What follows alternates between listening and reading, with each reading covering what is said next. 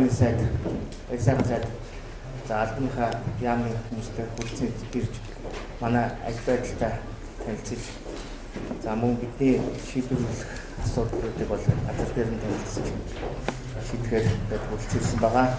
За төв зөвөрлөх байгууламж маань Улаанбаатар хотын амьдрах энэ нөхцөлийг бүрдүүлж байгаа хамгийн чухал ийм байгууламж, ийм байгууллага та бүхэн эрүүл ахуйн шаардлага хангасан ийм орчинд ажиллах ёстой. Та бүхэн ийм орчинд амьдрах, ажиллах эрхтэй. Тэгэхээр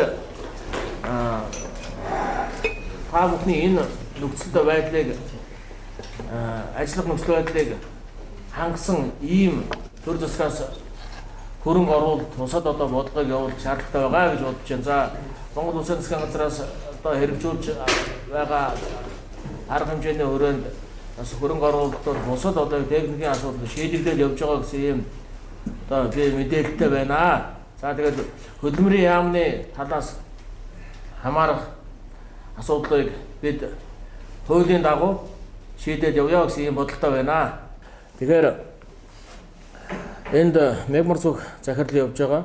За тэгээд бас би танаа бас нэр бүхий албан тушаалтнуудаа бас санал бодлоо солилцож явахад зарим одоо ажлын байрыг одоо ажлын хүнд нөхцөл за мөн одоо ажлын байрны одоо хордоо нөхцөлд тооцоолох талаар бас санал хүсэлт тавьсан байдаг.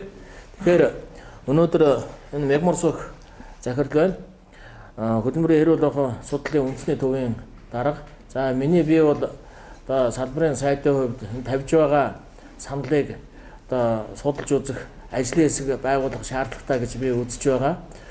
Үнэхээр шаардлагатай бол тухайн одоо ангиллын одоо судалж үзээд тухайн ангилд нь хамруулах тэгэхээр шаардлагатай бол хүнд хордоо нөхцөлд нь хамруулах ийм шаардлага байна. Тэгэхээр мегмар зүг захирал